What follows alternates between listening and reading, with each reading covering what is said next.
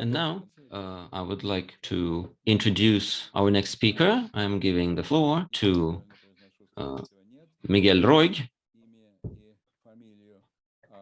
representing St. John's University, Staten Island campus from the US. And his subject is strategies for preventing plagiarism. The floor is yours. Thank you. Thank you for the invitation. Just give me a second, please, to share my slides here. Well, first of all, thank you again for inviting me to this conference.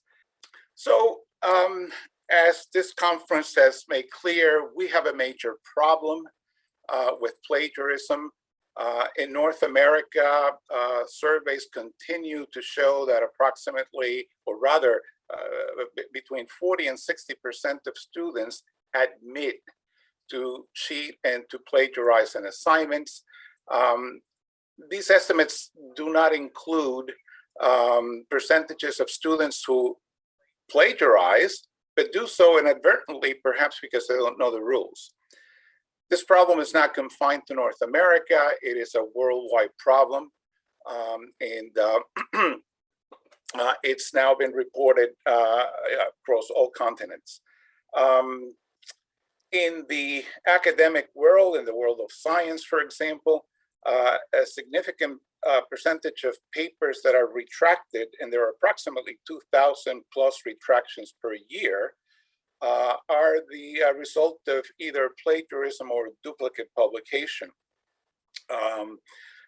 Just recently published meta-analysis has shown that 2% of respondents, and again, these are mainly scientists, admit to plagiarize, and another percent report to have witnessed plagiarism of others.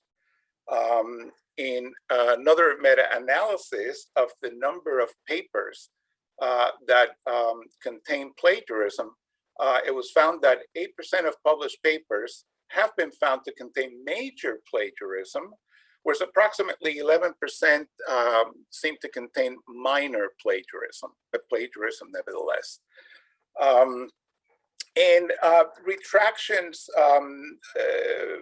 which, by the way, most of them are due to misconduct, outright research misconduct, including plagiarism, seems to have increased over the years. So there's fairly widely accepted consensus that this is a growing problem.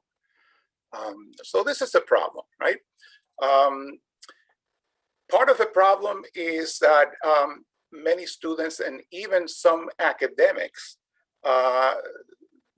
engage in writing practices that constitute plagiarism, and they don't realize that they're doing so. So they are inadvertently plagiarizing because they might not be familiar with the subtleties of how to write appropriately and ethically.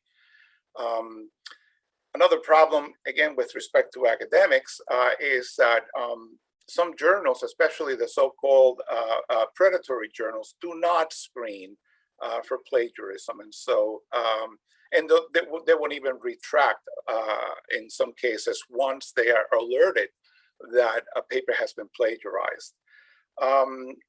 And also problematic is the fact that there's no centralized system to keep track of plagiarists, especially given the suspicion that many of these individuals, especially those that plagiarize intentionally, are serial plagiarists. That is, they know what they're doing, and they continue to plagiarize in different publications and such. And because there is no universal blacklist, this is a problem. Actually, I was happy to hear that at least one journal from one of the speakers keeps a blacklist.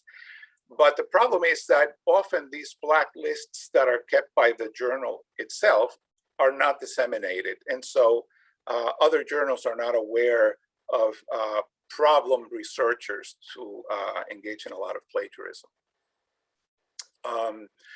So No need for me to define the term, right? It's plagiarism is defined as taking someone else's work or ideas and passing them off as one's own, right?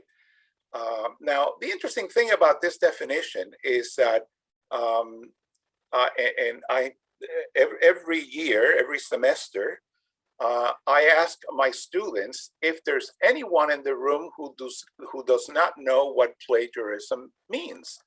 And there is never, ever a hand going up indicating that they don't know what it means. And when you ask students at random, most of them are able to tell you what plagiarism is. They give you some version of this definition, that you're stealing work from others, which is kind of interesting. So we really need to make the distinction between intentional and unintentional plagiarism. That is, when plagiarism is intentional, you obviously know you're engaged in it intentionally, and you're doing so for a variety of reasons. Some of them internal, that is, that you're under a lot of pressure, you might not know how to convey certain thoughts in your own words because of language limitations, or because you have to meet a deadline. The reasons are, infinite. But there's also a substantial amount of plagiarism that is unintentional. And this is due to lack of proper knowledge about the subtleties, right, of, for example, proper paraphrasing and proper citation practices. So taking that into account, we can, from there, we can formulate some meaningful steps to engage in prevention. So my number one strategy to for preventing plagiarism is proper instruction. Instruction. But there are other things that need to be done. This is at the classroom level, correct? And among those things are formulating, for example, plagiarism-resistant assignments. That is, some assignments are much easier to plagiarize than others. So we should, as academics, try to come up with assignments that are difficult to simply copy-paste from sources to generate plagiarized material, a plagiarized paper. If possible, we should engage in some form of plagiarism detection, and there, as you all know, there are plenty of both commercial and free programs. And so detection has to be key in prevention, and I'll indicate why in a minute. And then this is kind of important, and perhaps the least of followed pieces of advice when it comes to prevention, is that there must be definitive consequences for offenders. Unfortunately, this is the one aspect of academic dishonesty that is for which a lot can be done to improve the situation. So targeted instruction. How do we instruct about plagiarism? Well, it is simply not enough to give students or to have policies that simply say, yes, thou shalt not plagiarize. You're supposed to be given proper credit, and you have to convey your ideas in your own words. No, that's not sufficient. It has to be much more detailed, and it has to go into the complexities and subtleties of, for example, what constitutes suitable paraphrasing, for example, what constitutes appropriate attribution. These are some of the elements that ought to be included in any type of instruction that attempts to educate students on this problem. Perhaps one of the most important elements is this business of paraphrasing and summarizing, something that many students, for example, don't, and some academics don't quite understand. So when we paraphrase, for example, we're taking a chunk of text and converting it into our own words, but we maintain the length of the material, right? We're simply translating that into our own vocabulary. Whereas when we summarize, we're simply synthesizing a larger idea into a smaller content, right? We convey the content in fewer words, correct? A lot of students, and even again, some academics don't know the distinction between the two. They may actually practice both forms, but they're different, right? So good instruction on plagiarism should explain these two processes, and especially what constitutes proper paraphrasing. We should also be concerned with how, for assignments or situations where students most collaborate, we have to define the parameters of collaboration. Because oftentimes collaboration, well, you know, for example, one does the work and others do not. And so the joint authorship becomes lopsided, and no one knows who's doing really what. And finally, and I realize that this is not plagiarism, but recycling, reusing our own previously disseminated work, or self-plagiarism, it's a problem that ought to be part of the instruction for students, for everyone, but especially students. Too often students tell me, why can't I reuse a paper that I did for one class? Why can't I reuse it in another class if I am the author? And of course, they usually understand that one should not get twice the credit for a single contribution, right? Once you're given credit for that contribution, you have to make a separate, different, a novel contribution, a separate contribution. So, so this is an area that ought to be included in any instruction on plagiarism. So one of the things I do, and one of the things many academics do, is to create a handout that explains some of these issues. And a handout is not enough. One should have a discussion in class about these matters. Ideally, this should be something that should be covered before students enroll in the institution.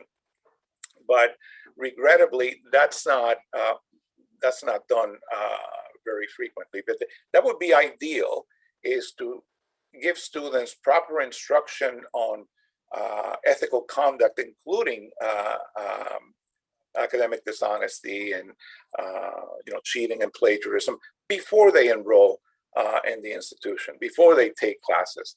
But again, that usually does not happen.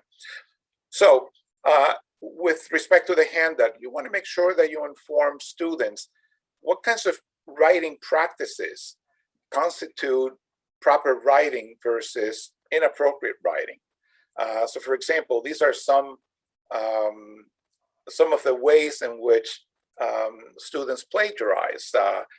They might obviously engage in direct plagiarism, that is, copying material from another source without giving any attribution or without putting it in quotation marks.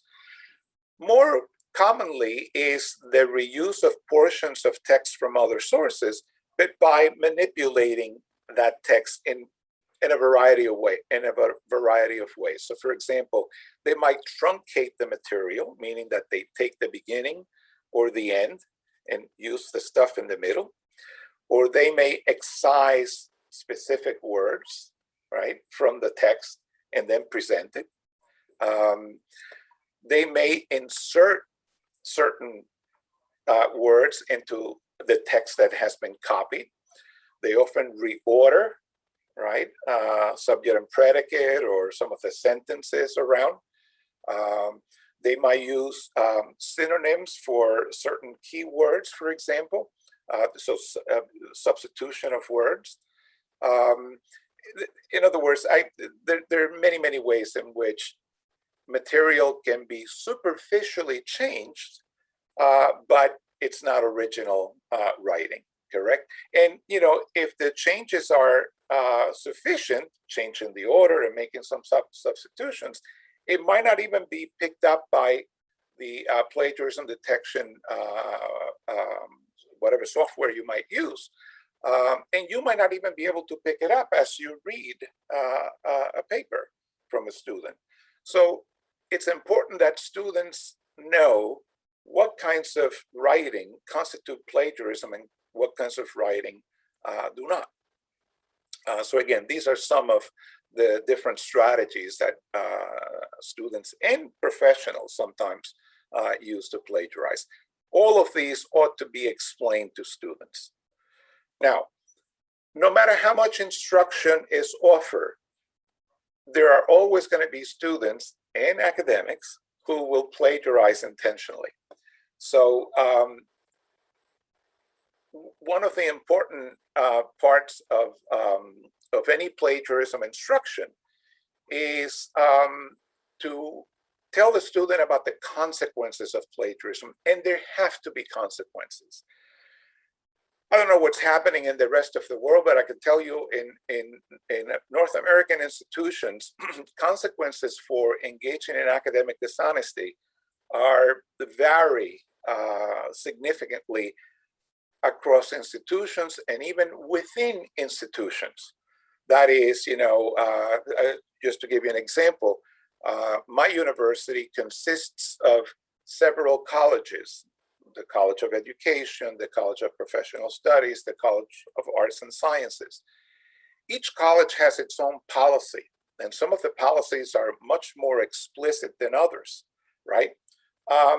But across the board, very little, if anything, is said about consequences for engaging in dishonesty.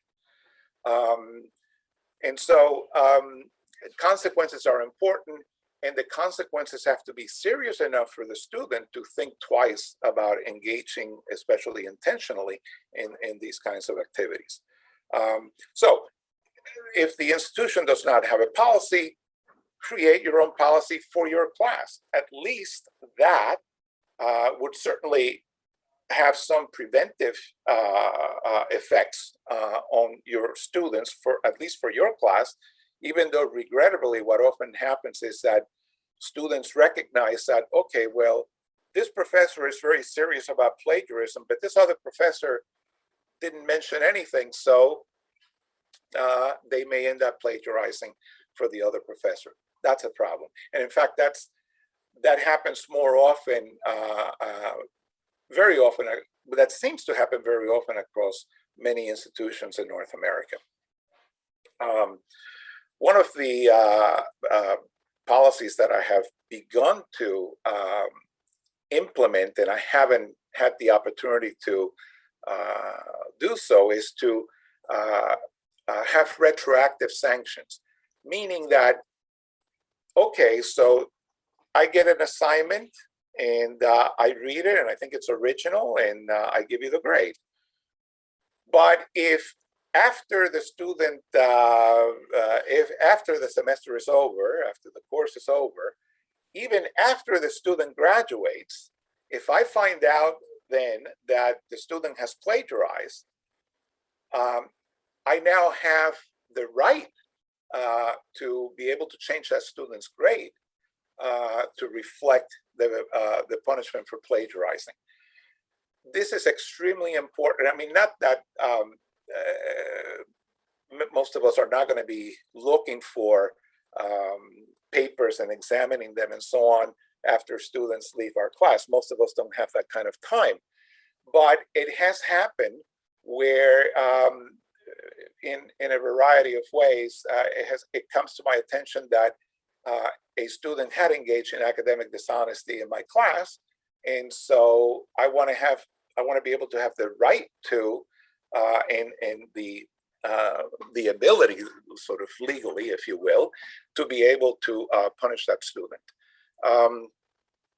So these policies, so whatever it is that you do with respect to policies, the policies ought to be reinforced at least a couple of times during the semester. That is, you should go over your policy at the beginning of your class, and then right before perhaps an assignment is due, so that to remind the student, hey, remember, I'm serious about plagiarism. If you engage in plagiarism, there are going to be serious consequences for the offense. So that would be a recommendation for if there's, especially if there's no policy in the institution. One of the things that I do, and we in North America, especially in the US, we have to be mindful about revealing students.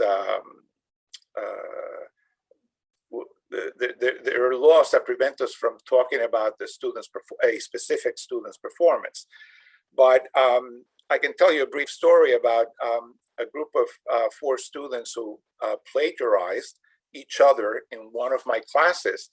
And I pursued this case all the way to the dean of students, and through the students themselves, they were so upset that they told their friends, and essentially the entire school, not the entire school, but many students in the school became aware that some students had plagiarized in my class and that there had been serious consequences for their lapses, right? And so what happened after that was that I became the plagiarism police in the school. That is, it became known to the students that you have to be careful with Professor Roig, because if he catches you plagiarizing, there will be consequences. So I had little, if any, plagiarism for at least 2 years, until, of course, the new students never got that message and they forgot. And I continued to get, and that's why I started to get plagiarized assignments again, in spite of all I do. So in spite of the fact that I'm known as someone who has written extensively on this issue, in spite of the fact that I go over my handouts and so on in my class, I still get students who plagiarize, most often because they don't know the rules, they didn't learn the rules, even after my instruction, but it happens. So all of this has to be conveyed in a very serious way. I mean, at least in North America, there's a very common expression that students use, and that is, what's the big deal? It's not a big deal. And to refer it that when they plagiarize or when they cheat, it's not a big deal. It's not a serious offense. But it is, right? We all consider it a serious offense. They have to know how to write. Anyhow, so another thing that can be done is to make your written assignments plagiarism resistant. There are a couple of ways of doing that. The days of giving students something like, okay, here's pick a book and summarize it. Do a book report, as we call a book report. Those days have been over for many years. You can't do that because there are paper mills and book reports available that a student can download for free, especially of popular books. So those kinds of assignments almost invite plagiarism. So there are several things that you can do. I mean, we might have, there's certain assignments that, certain kinds of writing tasks that are traditional for certain classes. And so you can't expect, you can't have full control over that assignment, such as, for example, they might need to get primary sources from about a certain topic, let's say. One of the things I do, for example, is to make sure that they send me all the primary sources in electronic form so that I can then check with software that they haven't plagiarized. So steps like these, like oftentimes my students will tell me, well, why would you want my references, right? And I go, well, I want your references to make sure that you have understood what the reference says, but also to check to make sure that they're not plagiarizing, right? Again, what are some other assignments that students can do that might be resistant for them to copy? One assignment that I give them in many classes is that I select 2 articles for them to compare and contrast. Tell me how these articles, summarize the articles, and tell me how they're the same and how they differ. Tell me about these articles, right? But I have the articles, and when I get their paper, I can check, right? This, of course, requires work on your part, but the mere fact that you are having these specialized assignments and that students know that you're checking is in itself a preventive measure. So this is important, that to convey to the students that we are serious about them not engaging in inappropriate writing. One of my colleagues has them do their papers in special, they have templates as to how they want their paper written. And the template is so unique that the only way they could do this illegitimately was if they paid somebody to write the paper. And it happens, as you well know. I mean, writing services, and I'll show you an ad for these writing services, are very popular today amongst college students. In fact, here it is. So this is an ad that I just picked up this week from a local paper, a local newspaper, where they tell you all the different places where you can buy papers. That is that someone is there to write the paper for you. You specify the topic and they'll write the paper, for example. And these are the conditions. I mean, this is very, at least here in the States, and I understand that in certain portions of Europe, they're very popular. These are the kinds of things that are much more difficult to prevent and to even catch. Although there are a couple of strategies that you might use. Another thing that I do is that at the beginning of the semester, I always have students reflect on certain key quotes about education. So, for example, one of my favorite quotes is, "Education is one of the few things a student is willing to purchase but not get," something to that effect. And I ask the students to reflect on that quote, to write an essay on their reflections of what that quote means. The purpose of the essay is, well, the purpose is for them to reflect on that quote, which I think is important, right? For them to think about how much they're paying for their education and so on and so forth, and how important education is for their lives and such. But the other purpose of it is for me to have a baseline of the type of writing that they are capable of. And so that when I get a paper that has been written in a very sophisticated way and does not match that baseline, then I become suspicious. And I might then investigate further how this paper came about, given that this is the way they write, okay, on the deadline. One should also assign due dates for papers. That is, you want to have these papers with you, not at the very end of the semester when you won't have time to check them. You want enough time to be able to check the papers and follow up if you find a paper that has been plagiarized. Here's something else that I do that might be very useful, and so let me tell you about it. So one of the things I do is I ask students, when I give them a paper assignment, they have to give me the paper printed. They have to give me an electronic version of the paper. And they also have to give me at least one typed, printed draft of the paper in which they pencil in the corrections to their paper. Okay. And the purpose of that is there are several purposes.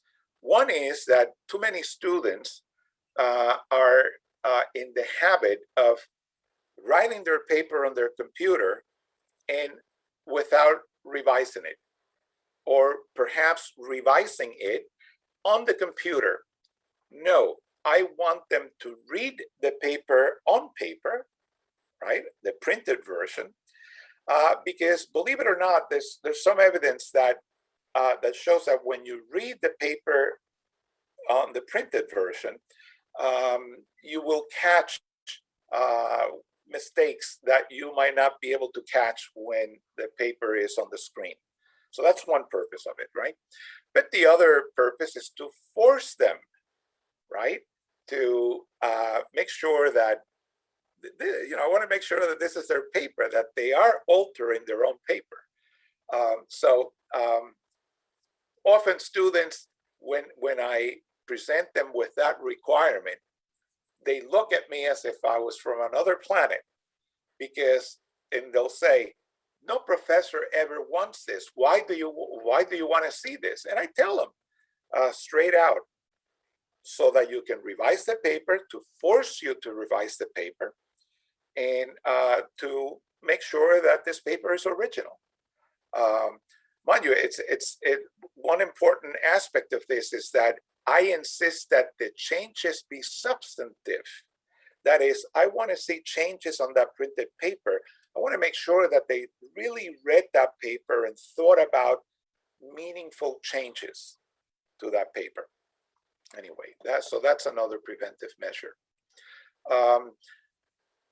I don't allow the use of direct quotes in papers. I explain to them that this is an appropriate way of conveying information, right? But I don't allow them in my class because too often papers are filled, laden with quoted material, and a paper then is 50% direct quotations and 50% or even less of original writing. So I do not allow direct quotes. And of course, I always insist on a digital copy of the paper. And the reason for this is that when a paper is suspicious, I give them a test, which I'll explain in a second. I thought that was the one slide. I give them a test to ensure that they were the ones who wrote it. One of the things that I may also do, if I have the time, is make them do an oral presentation of the paper.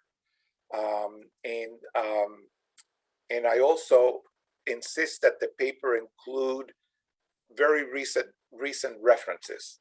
I want to make sure that they did the research.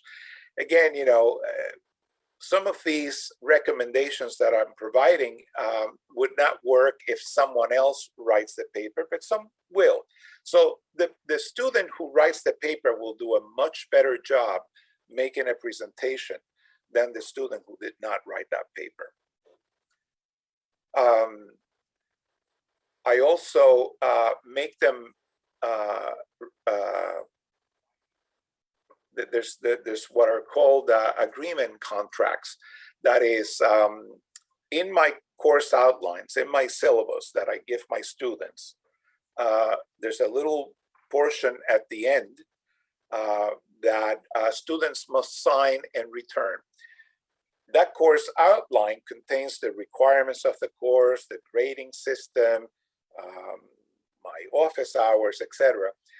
But they also has links. That outline will have links to, for example, my plagiarism handout, my policies on academic dishonesty, and a number of other sources that I want them to be familiar with before they start the course. So, so they have to sign. So the idea is to ensure that the student reads the course outline, is familiar with the with my policies, including my plagiarism policy and my plagiarism agreement, before I go over it in class, right? And so now I have a signed documentation that in which they say, yes, I have done this. So that's my agreement contract. There are also so-called honor pledges, where somewhat similar, that some faculty members use, make students include this honor pledge in every assignment. And it essentially says, I certify that the work submitted here represents solely my own efforts. I am aware of university regulations about and penalties for plagiarism. There. If it is a group project, then you change it to reflect that it is a group project. Again, these are all messages that convey to the students that we are serious about academic integrity. And these are the kinds of messages that students need to be getting, not just from the one individual professor who's concerned with plagiarism. I have often been known as, I don't know if there's a Russian translation for this, but as a plagiarism freak, because I insist on this on this matter. And so, but everyone should be very concerned with that, the students are doing the work honorably, right? Okay, so now we go into detection. I'm not going to talk too much about plagiarism detection, but clearly you need to have a way to determine whether the material has been plagiarized, right? And so sometimes, I read the paper and the paper strikes me as original, and given all that I do in my class, well, that's that, right? But the minute I see subtleties, like changes in style, right? Or oftentimes even subtle changes in format or fonts, right? Then that raises my suspicion, and so I flag the paper for further investigation, right? I like this expression that was, I read it many years ago. Does the paper glow in the dark? Meaning, does the paper strike you as too professionally well done? If it is, well, then it's suspicious, and you want to investigate. So if there is, if your institution has access to plagiarism detection services, by all means, every faculty member should be using these. I am saddened to report that my institution recently dropped its subscription to the, and they shouldn't be called plagiarism detectors, but text similarity software that we had subscribed to. It's very expensive, and some institutions cannot afford it. I don't know if you are aware that in the United States, many tuition-driven institutions have had to cut back in funding, and they have had to engage in lots of budget trimming, mainly because of what's happening with COVID. And so we dropped our subscription to our text similarity detection service. And so now we have to do it on our own, which is not fun. The beauty of these services is that you submit the paper and you get the report back, right? But now we don't have access to those. And I realized that there are free services out there, but none of them are as good as the paid services, obviously. By the way, a recent paper co-authored by a present speaker at the conference and a previous speaker.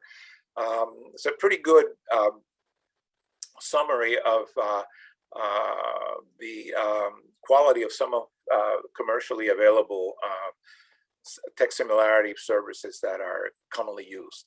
So I encourage you to read this paper, folks. It's really good. Obviously, if you don't have access to paid services, then Google is a wonderful tool, but you have to know how to use it, right? And you have to be aware that that Google is, again, it's a wonderful search engine and such, but Google doesn't tap certain material that other search engines will tap. So oftentimes you might need to go from one search engine to another one.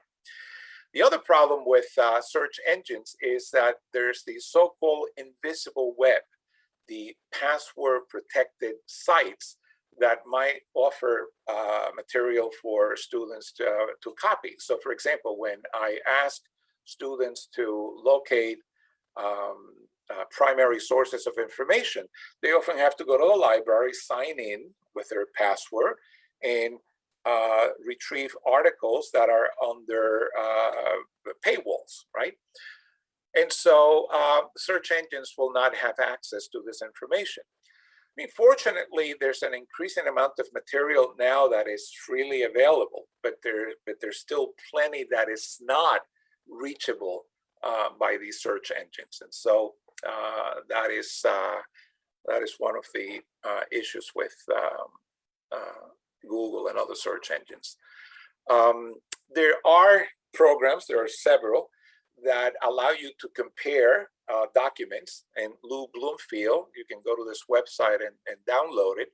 So it looks something like this. You input the source document and the your document, and this is presumably stuff that was plagiarized. This is an abstract.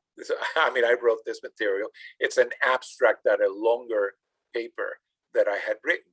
But it does what most other paid services do, except that you have to supply your own materials, your own sources. It doesn't search the internet for plagiarism.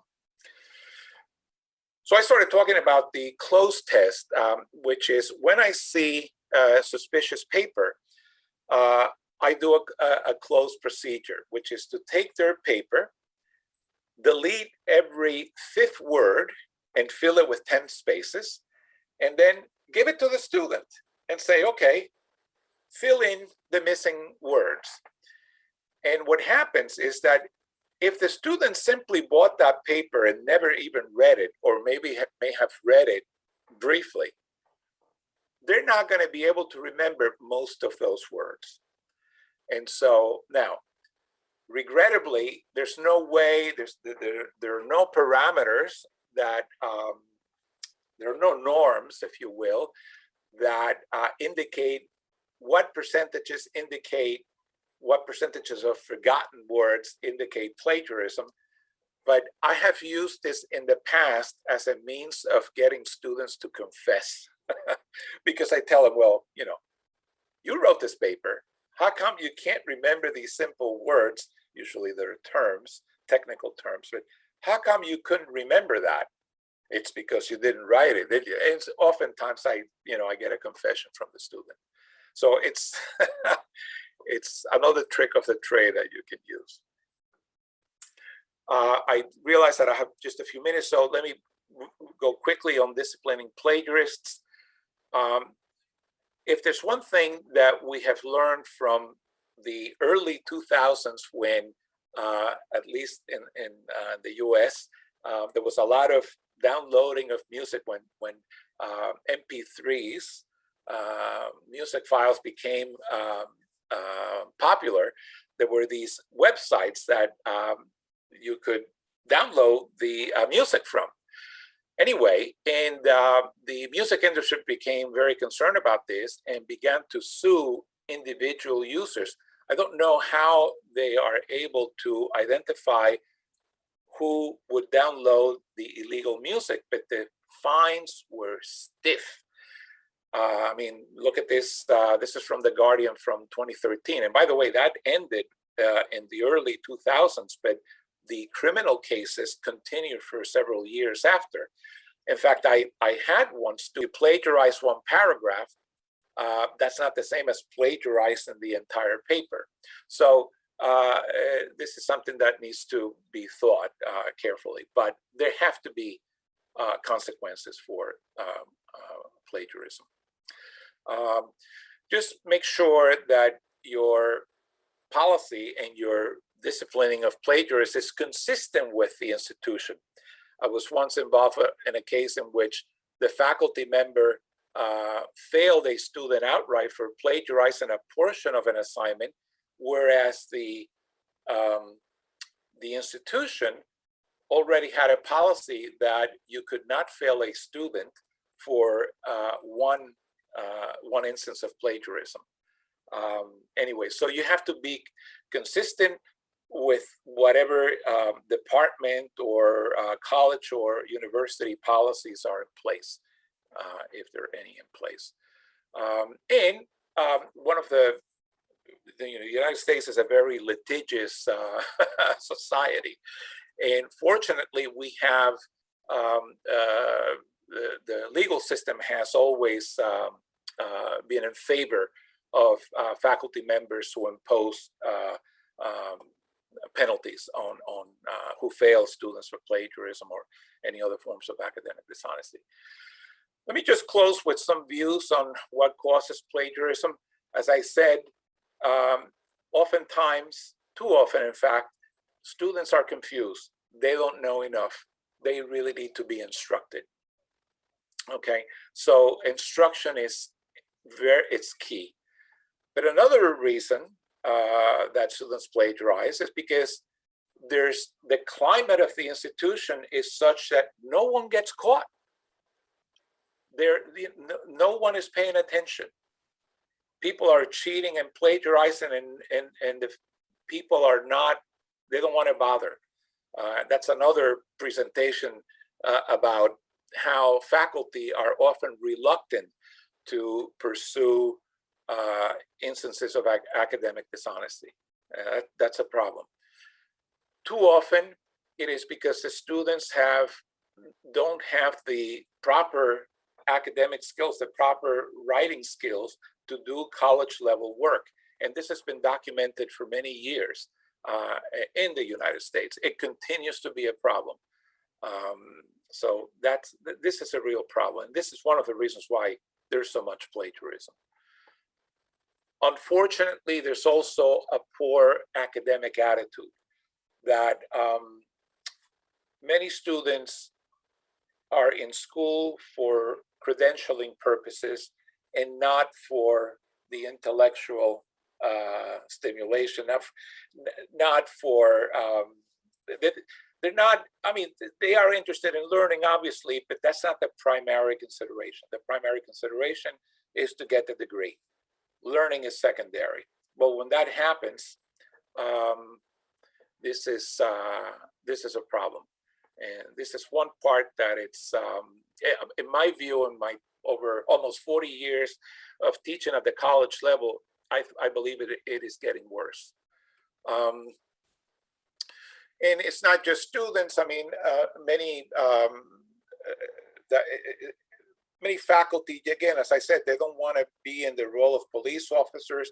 And many administrations are ambivalent about getting involved in these kinds of cases, mainly because, you know, many schools are tuition driven, and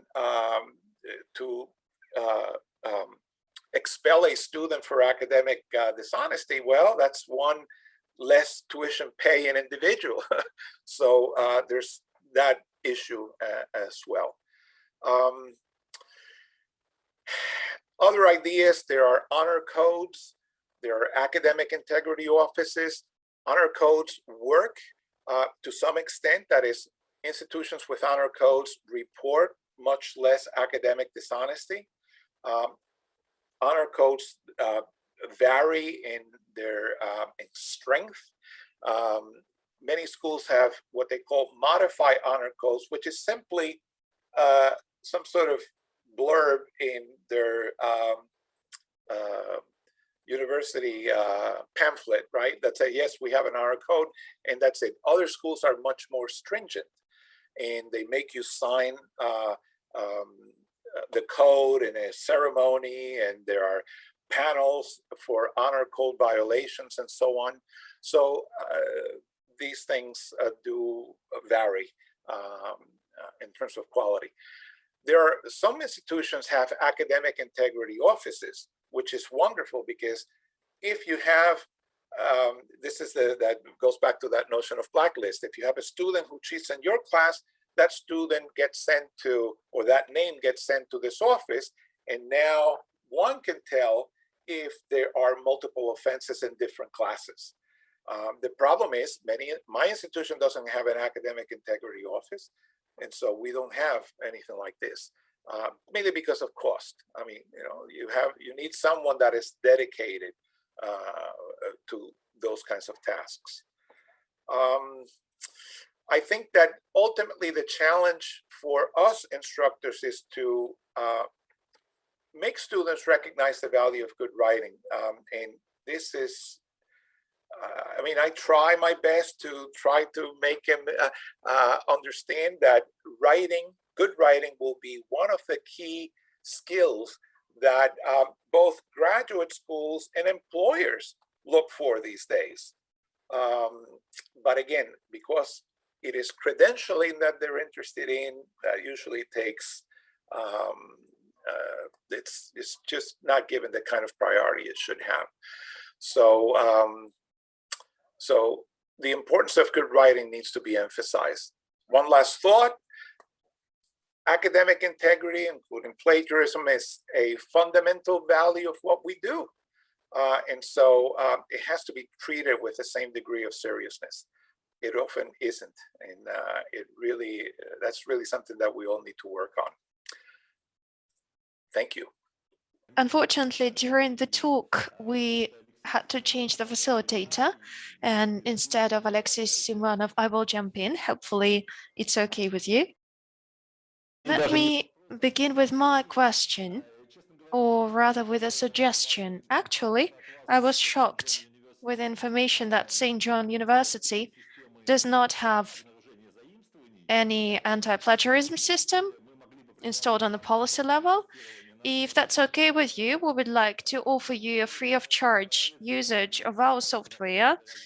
Hopefully it will be helpful for you. With information that St. John University does not have any anti-plagiarism system installed on the policy level. If that's okay with you, we would like to offer you a free of charge usage of our software. Hopefully it will be helpful for you. Thank you. Love to talk about this. University does not have any anti-plagiarism system installed on the policy level. If that's okay with you, we would like to offer you a free of charge usage of our software. Hopefully it will be helpful. Тогда, если позволите, несколько вопросов от слушателей. If you allow, I will switch to the questions from the audience. Maybe you know that today, on the 20th of October, by coincidence, we celebrate the International Day of Counter-Cheating. Вы об этом. The questions from the audience. Maybe you know В связи с этим вопрос. Вы говорили о том, что есть ситуации, когда студенты могут обратиться вот в специальные компании или к You said специальным... there was an option of students turning to special companies, but it turned out that the recipes you shared are quite specific to your area of work, and they work only in specific cases, and they require a lot of effort from professors, from the teachers. Maybe you know certain solutions that could work, let me say, more universally. Let me point out that I think one of the problems with, from the point of view of the professors, is that each of us is doing their own. Each of us is doing our own. We come up with our own handouts, with our own advice, with our own policies, and often these are inconsistent between classes, even within the same department. And so I think that if institutions were really serious about academic dishonesty, they would instruct the instructors on how to deal with these issues. So for instance, it's not uncommon to see the same infraction be given one lax penalty by one instructor, but a very harsh penalty by another instructor. Well, there should be some uniformity, right, across instructors. And so too often instructors just are sort of they're blind as to how to navigate this problem. And forgive me if I'm not addressing the question directly, but I just caught bits and pieces of the question. My question was about the surge in the number of cases of plagiarism lately. How do you explain this tendency? Why is plagiarism on the rise? So, if we're talking about student plagiarism, I believe part of the reason is that, again, there is a, especially with respect to the pandemic, the transition to online instruction has made plagiarism much more common. Unfortunately, remote instruction, which is especially for asynchronous type classes, everything is done in writing. And so essentially, we really don't know who is on the other end of our computer. It could be someone else who's being paid to address, the questions, to do the assignments. We really don't know. So unfortunately, remote instruction, online instruction, it's making plagiarism much more common, mainly because it's become a little bit more difficult to get, especially when the plagiarism is the result of contract cheating. You are essentially buying these papers or paying someone else to do the work. And I had one suspected case of that when we first moved. Right before the pandemic, I had one case of a student who apparently had paid another student to take the exams and such, in spite of the fact that we use software to record the students taking the exam and so on and so forth. So I'm assuming that this other student was also submitting the written assignments. So I think that that's part of it. Another part of it is, again, this movement from considering a college education as a means of personal growth and et cetera, versus credentialing. That we go to college to get that piece of paper, that degree. Everything else is secondary. They don't recognize the value of the education that they're presumably getting. And if I may add the third one, and as I said, I think that the problem is that institutions are not doing a very good job of catching plagiarists. It's that simple.